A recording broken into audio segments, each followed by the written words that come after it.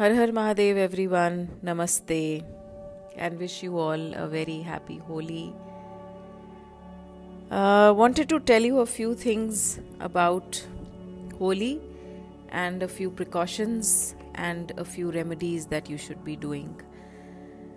होली फागुन की पूर्णिमा तिथि को मनाई जाती है एंड दिस ईयर पूर्णिमा तिथि starts on 24th of March 9:54 am and this tithi is going to finish complete on 25th of March 12:29 pm यानी कि 24 तारीख की सुबह 9:54 पर पूर्णिमा की तिथि का प्रारंभ और 25 मार्च को दोपहर 12:29 पर पूर्णिमा तिथि का समापन।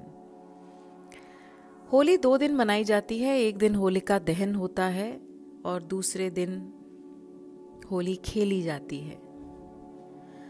जब पूर्णिमा तिथि लगी होती है उसके सायंकाल में होलिका दहन होता है और उसके अगले दिन हम रंगों से ये त्योहार मनाते हैं। अब इस बार थोड़ी सी परेशानी ये है कि 24 तारीख को भद्राकाल लगा हुआ है और भद्रकाल में होली का दहन नहीं होता या कोई भी शुभ कार्य नहीं हो सकता। सो इस समय जो होलिका दहन का समय रहेगा वो रहेगा 24 मार्च को रात को 11:13 पे। अब रात को 11:13 पे पता नहीं शायद मंदिर खुलें या ना खुलें, क्योंकि नॉर्थ इंडिया में ज़्यादातर मंदिरों के बाहर होलिका दहन होता है। यूजुअली 7-8 बजे कर देते हैं। पिछले साल भी यही कन्फ्यूजन थी, लेकिन भद्रा में कोई भी ऑस्पिशियस कार्य नहीं किया जाता। मैंने आपको एक बार बताया था कि क्यों नहीं किया जाता। रावण की बहन थी भद्रा और कहीं ना कहीं श्राप होता है कि अगर भद्रकाल में हम कोई भी शुभ कार्य करते हैं तो उसका फल हमें नहीं मिलता है। तो अगर आपको होलिका दहन करना है और मंदिर अगर बंद हैं उस समय, तो आप अपने घर के बाहर आंगन में you can all get together, the society can get together and you can make a small setup जहाँ पर आप होलिका दहन कर सकते हैं। लेकिन समय पर करना बहुत इम्पोर्टेंट होता है। अगर आप गलत समय पर अच्छा काम करेंगे तो उसका परिणाम भी बुरा ही होगा। इसलिए सही समय पर सही काम कीजिए, परिणाम अच्छा होगा। So 11:27 p.m. is when you should start this process and complete it by midnight, which is 00:27 a.m. About 1 hour you will get for Holika दहन। अब ये होलिका दहन कैसे करना है, वो आपको ऐसे करना है कि आप आग जलाते हैं और आपको पता है द स्टोरी, बार बार एक स्टोरी मैं नहीं बताऊंगी, लेकिन ये एक प्योरिफिकेशन टेक्निक होती है। The shastras have called it, एक हमारा होड़ा रत्न है और तांत्रिक ग्रंथों में भी इसका वर्णन है, that purification can happen on this day because sun and moon are in a unique combination, and if you have noticed that the sun and moon are in a unique combination even on Diwali, which is Amavasya day, and the same two luminaries sun and moon are in a very unique combination on a holy day, which is full moon day. So आहुति देनी होती है। जब हम होलिका दहन करते हैं तो हम उसमें आहुति देते हैं। अब आहुति से क्या होता है? When you are offering anything to the fire god, यज्ञ होता है, होम होता है और दहन है ये, and it's very auspicious day and you are lighting the fire at the right time, that makes it more auspicious. So जब आप कोई भी आहुति देते हो तो आप प्योरीफाई हो जाते हो, आपका एनवायरनमेंट प्योरीफाई हो जाता है, आपका ऑरा प्योरीफाई हो जाता है, आपकी थॉट्स, आपका मेटाफिजिकल लेवल, एनर्जी लेवल पूरा प्योरीफाई हो जाता है। So every time I give you these small remedies to do which really help you throughout the year and which also safeguard you from the upcoming not so good transits which I have already been mentioning to you. So what do you have to do? What are you going to offer on this day? So please make a note. Have a paper and pen ready and please make a note. So जब भी हम आहुति देते हैं तो होलिका दहन में खास तौर से कुछ चीज़ों का महत्व बताया गया है, यानी नारियल हो गया, कुछ तरह के अन्न हो गए। इन चीज़ों की आहुति देने से एक तो हमारी प्रॉब्लम्स कम होती हैं, दूसरा हम जो भी चीज़ ऑफर करते हैं वो हमें कई गुना होके वापस मिलती है। और जैसे आपको पता है कि हम शास्त्रों में हमेशा धन और धान्य की बात करते हैं। We never only pray for ourselves, but we also pray for the well-being of others. अगर हम अपने धन की बात करते हैं तो धान्य की बात ज़रूरी है, यानी कि किसानों के लिए, हमारी धरती माँ के लिए, हमारी फसलों के लिए। This is how we have been taught to pray as per our Shastras. But now anyways a lot has changed and it is only about our own selfish needs. But these small things and these small remedies and the reason behind doing these remedies sometimes can touch our hearts and can enable us to think of the higher good when we are doing these remedies. So ये जो आप remedies कर रहे हैं ये आपके परिवार के लिए, आपके समाज के लिए, आपके लिए, आपके देश के लिए, विश्व के लिए हितकारी होती हैं। So अब हम जब वो जला लेंगे, अपनी होलिका जला लेंगे, what is it symbolic of? Holika की जो एक इंटेंट थी वो क्या था?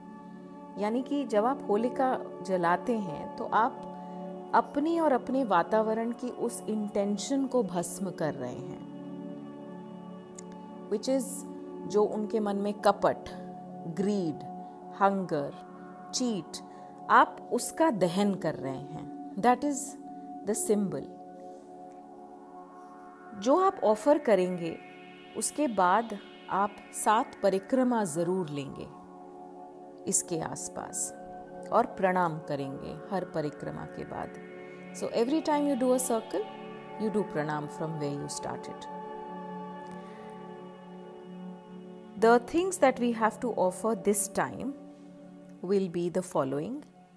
You should take 1 navy blue cloth, and this should be about 1 meter cloth. So we all can do 1 potli per person, or we can also do 1 potli per family, whatever suits you best. There are no questions or no doubts. If you want to do 1 potli per family, then everyone in the family should touch it, do pranam, and then you can offer this potli to Holika. So you take a 1 meter navy blue cloth, which is symbolic of the planet Rahu, and then you put 1 fistful of rice, you put 1 fistful of wheat grain यानी गेहूं. तो आपने 1 मुट्ठी चावल डाल दिया, आपने 1 मुट्ठी गेहूं डाल दिया. अब आप डालिए 1 मुट्ठी लाल मसूर की दाल. अब आप डालिए 1 मुट्ठी काले तिल. अब आप डालिए 1 मुट्ठी काली साबुत उड़द की दाल. उसके बाद आप डालिए 8 लोहे के कील, छोटे हों या बड़े हों. आप डालिए 1 छोटा सा चांदी का टुकड़ा. आप डालिए 1 छोटा सा तांबे का टुकड़ा. और आप डालिए इसमें थोड़ा सा सरसों का तेल. एक छोटा ढक्कन, 1 टीस्पून ऑयल आप इसमें डाल दीजिए. उसके बाद आप डालिए करीब करीब 100 ग्राम गुड़. और आप इस पूरी पोटली को बांध दीजिए, काले धागे से या मौली से, किसी भी धागे से आप इस पोटली को बांध दीजिए। उसके बाद आप इस पोटली को श्रद्धा पूर्वक सबके हाथ लगवाइए और आप इसको कहीं ना कहीं उसी समय बनाइए। अब जैसे अगर आपको 11:27 पर होलिका दहन करना है तो आप 11 बजे रात को ये पोटली बनाइए। And when you are putting all this in the potli, you have to visualize, because the things that I have told you to put in this potli are symbolic of all the planets. जैसे जो आपकी लाल मसूर की दाल है वो मंगल है, जो आपके काले उड़द की दाल है वो शनि है, कॉपर इज मंगल, गुड़ is Mangal. So it is all advised as per the गोचर of the planets. अब आप इसको जब बांध रहे हैं, इन सब चीज़ों को डाल रहे हैं पोटली में, तो you have to visualize that it's as if you are tying all your problems, you are tying all your worries in that potli. And after that, you have to take this potli with a lot of faith and you have to offer that to Holika. You have to offer that to the fire god. उसके बाद, offer करने के बाद, you are going to take 7 parikramas, 7 round around that fire, and you are going to wait there. You know, sometimes you are just praying, you are chanting a mantra.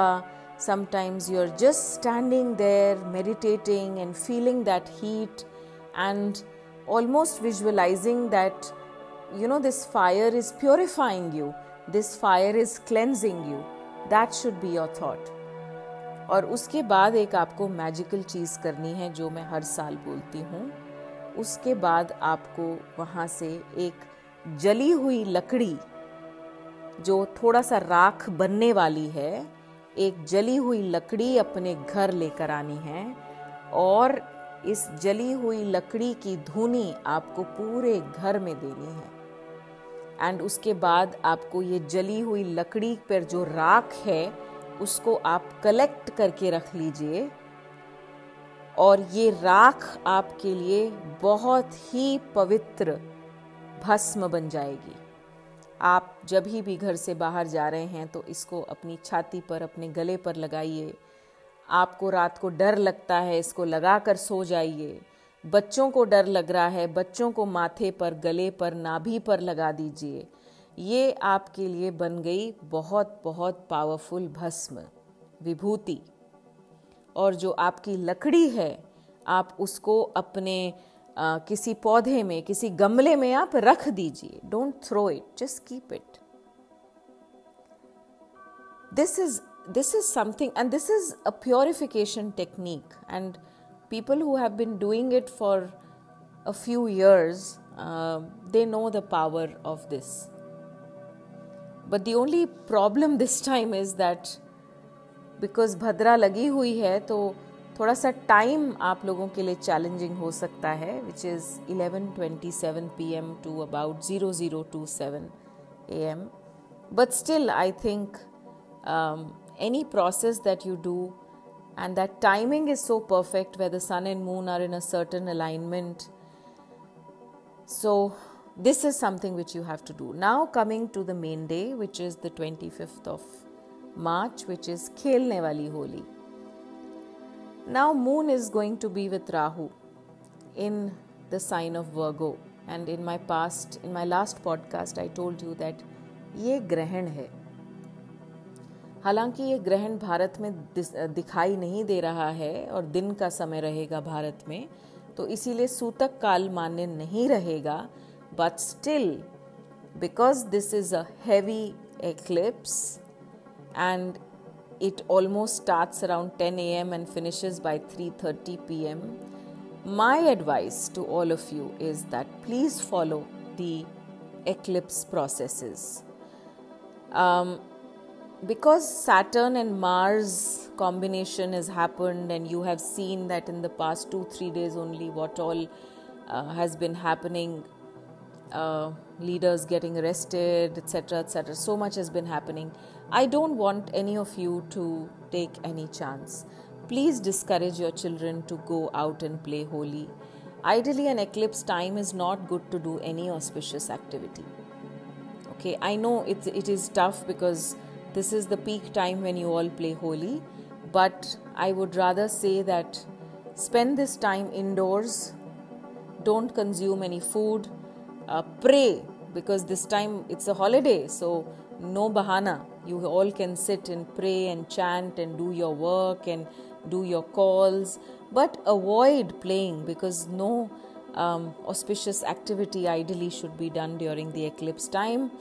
And well, I can't force you all, but it's all your choice. But I would really advise that you pray and you do some sort of a chant. Don't eat food. Pregnant women, small babies, small children, toddlers, stay indoors, please. Because after all, the vibration of the universe on an eclipse is not something which is great. Eclipse is an eclipse. Okay? So spend time indoors. And after that, around after 3:30, once the eclipse is over, is when you can have a bath again, and you can then probably just donate something to do with the moon, which is 1 liter milk, some rice, some sugar, some ghee. This can be donated once the eclipse finishes and you've had a bath. So one person from the family can just go to the temple and can offer this in the temple, or you can give it to some needy person. So this is what I wanted to tell you about Holi. And also please listen to the last podcast at least 2 times. It's very, very important because we need to follow a few things and we need to work according to these transits. And of course, the first festival of the year, and this is an eclipse. So thank you very much, all of you, for listening, and make a note of this remedy and do it on 24th night. Thank you so much. Har Har Mahadev, and wishing you all again a very happy Holi.